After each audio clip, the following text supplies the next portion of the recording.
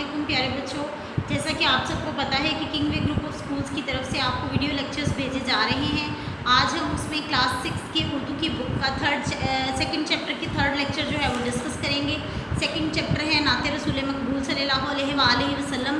آج ہم اس کے آنسر کوشچنز جو ہیں وہ ڈسکس کریں گے۔ جیسا کہ آپ کو پہلے لیکچر رسیو ہوا ہے، اس میں آپ کو پتہ ہے کہ آپ کو آنسر کوشچن جو ہیں وہ ڈیٹیل سے ایکسپلین کیے گئے ہیں۔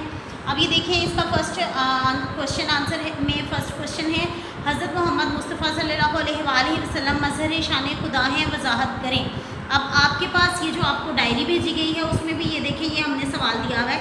اس کو ہائی لائٹ میں نے اس لیے کیا ہے تاکہ آپ کو یہ کلیئر ہو جائے کہ ہم کون سا کوشچن جو ہے وہ کدھر سے کلیئر کر رہے ہیں، اور یہ آپ کا ریلیٹ بھی ہو جائے کہ یہ کلیئر ہوتا جا رہا ہے۔ اچھا، مظہر شان خدا یعنی کہ اللہ تعالیٰ کی شان کے جو جتنے بھی مظہر ہیں، جتنے بھی جو رحمتیں یا جو ہمیں نازل ہوئی ہوئی آیات نظر آتی ہیں، وہ حضرت محمد صلی اللہ علیہ وسلم کی ذات میں نظر آتی ہیں کہ وہ کس طرح سے اللہ تعالیٰ کی تعریف جو ہے وہ ہمارے سامنے بیان کرتے ہیں۔ اور حضرت محمد صلی اللہ علیہ وسلم ہمیں بتاتے ہیں کہ اللہ تعالیٰ کی ذات میں کتنا کچھ جو ہے وہ موجود ہے۔ ہم اللہ تعالیٰ کی کس بنا پر ہم اللہ تعالیٰ کی طرف جو ہے وہ رجوع کر سکتے ہیں۔ اس کا سیکنڈ کوشچن ہے دو عالم سے کیا مراد ہے۔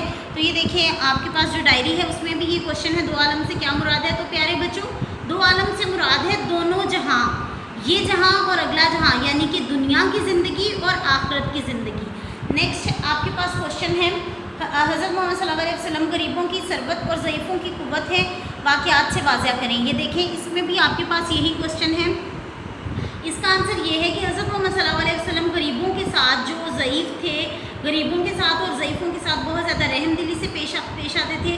اس کی بہت سے واقعات آپ نے پڑھے ہوں گے، جیسے کہ آپ کو پتہ ہے کہ حضرت محمد صلی اللہ علیہ وسلم کے گھر اگر کوئی سائل آ جاتا، کوئی سوال کرنے والا آ جاتا، کوئی مانگنے والا آ جاتا، تو آپ کے گھر میں اگر صرف آپ کے لیے کھانا موجود ہوتا تو آپ وہ اس غریب کو یا اس سائل کو دے دیتے اور خود بھوکے رہتے، لیکن اس کو جو ہے وہ خالی ہاتھ نہ بھیجتے۔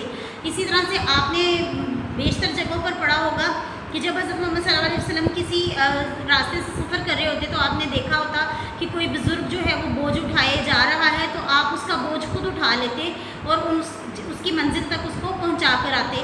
اس طرح سے وہ غریبوں اور ضعیفوں کی مدد کرتے اور ان کی قوت بنتے۔ نیکسٹ کوشچن ہے ہر مسلمان کی بخشش کے ضامن حضرت محمد صلی اللہ علیہ وسلم میں مثال سے وضاحت کریں۔ اب یہ دیکھیں، یہاں پر بھی یہی کوشچن ہے۔ جیسا کہ آپ سب کو پتہ ہے کہ قیامت کے دن ہر مسلمان کے اعمال کا حساب ہوگا اور اعمال کے حساب کے مطابق اس کو جزا اور سزا کا بدلہ ملے گا، لیکن اس وقت جب آپ کا حساب ہو رہا ہوگا تو حضرت محمد صلی اللہ علیہ وسلم اللہ تعالیٰ سے فرمائیں گے، ان سے کہیں گے کہ اے رب العالمین، یہ بندہ جو ہے یہ میرا امتی ہے، اسے بخش دیں۔ تو وہ آپ کی بخشش کے ضامن بنیں گے، یعنی کہ اس کو ضمانت اس کی دیں گے کہ یہ میرا امتی ہے، تو اس کے ساتھ تھوڑی لچک فرمائی جائے، اس کو بخش دیا جائے۔ نیکسٹ کوشچن ہے حضور کے ہر سخن میں وحی الہی کی جھلک ہے، اس کے متعلق قرآنی آیت کا حوالہ دیتے ہوئے جواب لکھیں۔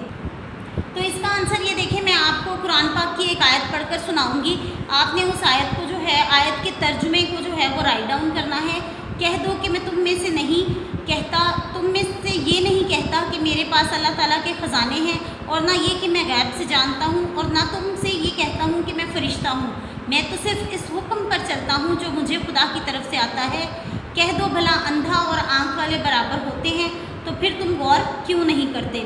بیٹا، یہ سورۃ الانعام کی جو ہے وہ آیت ہے جس کا ترجمہ میں نے آپ کو پڑھ کے سنایا ہے۔ اس میں حضرت محمد صلی اللہ علیہ وسلم نے بتایا ہے کہ میں جو بھی بات بیان کرتا ہوں وہ میری طرف سے نہیں ہوتی، بلکہ وہ مجھے اللہ تعالیٰ کی طرف سے وحی ہوتی ہے، اور اسی وحی کو میں آپ کے ساتھ بیان کرتا ہوں۔ میری مثال تو ایسے ہے جیسے میں اندھا ہوں اور مجھے آنکھوں سے کچھ نہیں نظر آ رہا، جو مجھے اللہ تعالیٰ کی طرف سے بھیجا جا رہا ہے میں اس کو بیان کرتا ہوں آپ سب کے ساتھ۔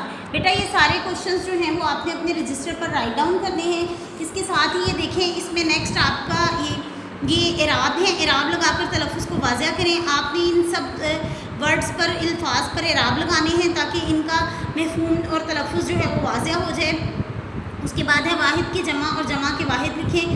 انبیاء جیسے نبی، انبیاء جمع ہے اور نبی اس کا واحد ہے۔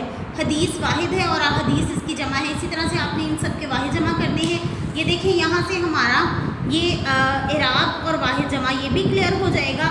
اس کے بعد یہ دیکھیں، یہ ہے درست جواب کا انتخاب کریں۔ درست جواب کا انتخاب آپ نے اس ساری اسٹیٹمنٹ کو پڑھنا ہے، اس کے 4 آنسر دیے گئے ہیں، ان میں سے جو سب سے ہوگا, جو سب سے ٹھیک آنسر ہوگا اس کو آپ نے ٹک کرنا ہے. جو درست جواب کا انتخاب ہے یہ سارا کام آپ نے اپنی بک پر ہی مارک کرنا ہے, لیکن جو سوال جواب ہیں, جو اعراب ہیں اور جو واحد جمع ہیں وہ آپ نے اپنے رجسٹر پر رائٹ ڈاؤن کرنے ہیں. شکریہ.